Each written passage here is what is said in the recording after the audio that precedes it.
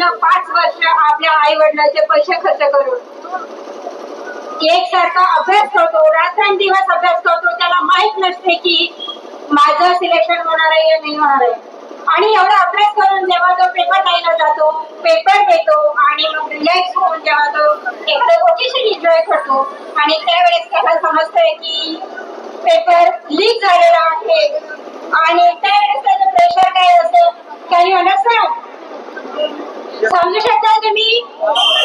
एवढा अभ्यास केल्यानंतर आणि एवढा त्याचा पेपर चांगला गेलेला आहे आणि त्याला समजतं की माझा पेपर चुकलेला आहे, ज्याला त्याला हिंमत माहित असते की माझा हा पेपर निघेल आणि मी माझ्या करिअर मध्ये समोर जाईल, यामध्ये अडचण बसणार नाही.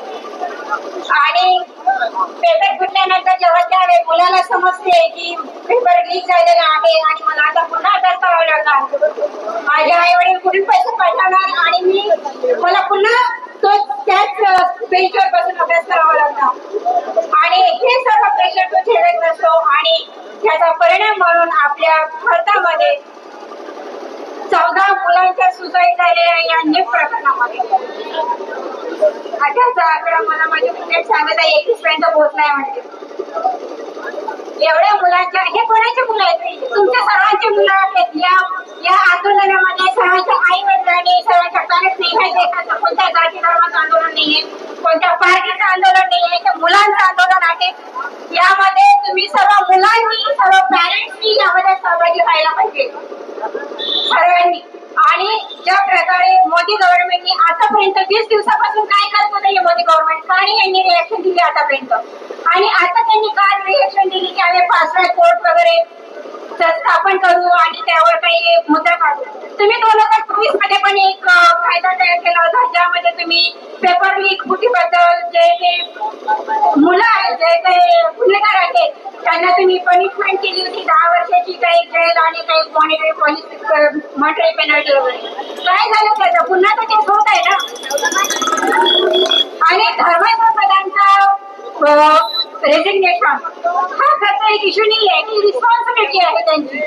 त्यांना स्वतःची रिस्पॉन्सिबिलिटी समजायला पाहिजे की आपल्या देशामध्ये होत काय आहे. आपण ज्या खुर्चीवर बसलेलो आहे, आपल्या खुर्चीची रिस्पॉन्सिबिलिटी काय आहे. जर ते त्यांचं काम पूर्णपणे जर ते पूर्ण करू शकत नाही तर का बरं ते स्वतःहून रिझाईन घेत नाही? त्यांनी स्वतःहून रिझाईन द्यायला पाहिजे. त्यांना स्वतःला शरम वाटायला पाहिजे की मी या खुर्चीवर का बरं बसलेलो आहे आणि हे मुस्लिम देशामध्ये का बरं घडतात. याआधी एक घटना होऊन गेलेली होती, रेल्वेच्या ट्रॅजेडीज होत होत्या, तर सुरेश प्रभूंनी रिझाईन दिलं ना. त्यांनी तर त्यांचा इगो समोर आणलेला नाहीये. हे का बरं एवढी इगोइस्ट आहे? हे का बरं एवढी इगोइस्ट आहे? जर ते स्वतःहून इस्तीफा द्यायला तयार नाही तर मोदी कॅबिनेटने त्यांना इस्तीफा मागायला पाहिजे, स्वतःहून टर्मिनेट करायला पाहिजे त्यांनी. जर मोदी गव्हर्नमेंटला जर देशाच्या भविष्याची चिंता आहे तर त्यांनी स्वतः इस्तीफा द्यायला पाहिजे आणि पुन्हा इस्तीफा देऊन किंवा नवीन मंत्री तिथे जॉईन करून तेवढ्याने होणार नाहीये. यामध्ये त्यांनी पूर्ण सिस्टीम मध्ये काही फेरबदल करायला पाहिजे. पेपर लीक होणार नाही याची खात्री त्यांनी विद्यार्थ्यांना द्यायला पाहिजे. याबद्दल हे सर्व आंदोलन आहे. आणि हे नीटचे विद्यार्थी, सीचे विद्यार्थी, ह्या सर्व गोष्टी होतात. यामधून तुमचे पेपर लीक करून एखादा पैशावाल्याचा मुलगा MBBS ला ऍडमिशन घेतो आणि तोच गरीबाचा जो काबिल मुलगा आहे तो घरी बसतो आणि हा मुलगा कुठेतरी एखाद्या क्लर्कची नोकरी करतो. मला सांगा, एखादा हा जो व्यक्ती नीटमध्ये पेपर लीक करून समोर आलेला आहे आणि तो MBBS डॉक्टर बनून इथे आलेला आहे, उद्या तुमच्याच मुलांची ट्रीटमेंट करेल. हो, उद्या तुमच्याच मुलाची ट्रीटमेंट करेल आणि त्यामध्ये तुमच्याच मुलाची जीवन जातील. त्याच प्रकारे इंजिनियर एखादी इमारत बांधेल, असाच कोणता इंजिनियर एखादी इमारत बांधेल, त्या इमारती कोसळतील. तुमच्याच मुलांची, तुमच्याच ज्या पिढी आहे त्यामध्ये दबून पडतील. हा मुद्दा सर्व देशाचा आहे. त्यामुळे या सर्व देशातील नागरिकांनी, जे जबाबदार नागरिकांनी यामध्ये पार्टिसिपेट करायला पाहिजे. आणि मोदी गव्हर्नमेंटला हे आपल्याला उत्तर दिली आहे. जनतेचं सरकार आहे, कोणत्या एका पार्टीचं किंवा कोणत्याही एका जातीचं सरकार आपल्या देशामध्ये नाही. आपल्या देशामध्ये लोकशाही चालते.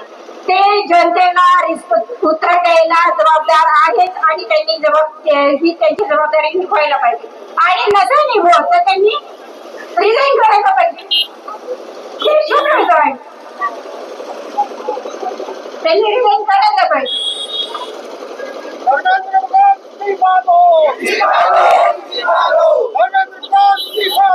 इस्तीफा दो, इस्तीफा दो, नहीं चलेगी, नहीं चलेगी, नहीं चलेगी, नहीं चलेगी. आणि पोलीस डिपार्टमेंट दिल्लीमध्ये जे घटना घडली आहे, जे आपल्या पोलिसांनी ते मारहाण केलेली आहे, मुलांना शांततापूर्वक प्रकार करत होते ना, मुलांनी तर पण ते दगड वगैरे तिथे आणलेले नव्हते. हे दगडांची गाडी हल्ली कुठे तुम्ही चौकशी करा ना. हे हायवे तिथे भरून आलेले हल्ली कुठून याची चौकशी व्हायला पाहिजे. आणि कोणत्याही डिपार्टमेंटने, तो पोलीस असो, पॉलिटिकल असो, तर कोणताही असो, त्यांनी कायद्याच्या चौकटीत राहून काम करायला पाहिजे. कारण आपण कायद्याचे बांधक आहोत. त्या देशात प्रत्येक नागरिक संविधानामध्ये जे काही लिहिलं आहे त्याचा बांधक आहे, त्यांनी त्यांचं पालन सर्वांनी करायला पाहिजे. पॉलिटिकल प्रेशर मध्ये त्यांनी मुलींच्या कपडे फाडायला नको किंवा काही खाण्याचं कृत्य करायला नको. हे यासाठी तर गृहमंत्री सुद्धा जबाबदार आपल्या त्यांनी सुद्धा रिझाईन करायला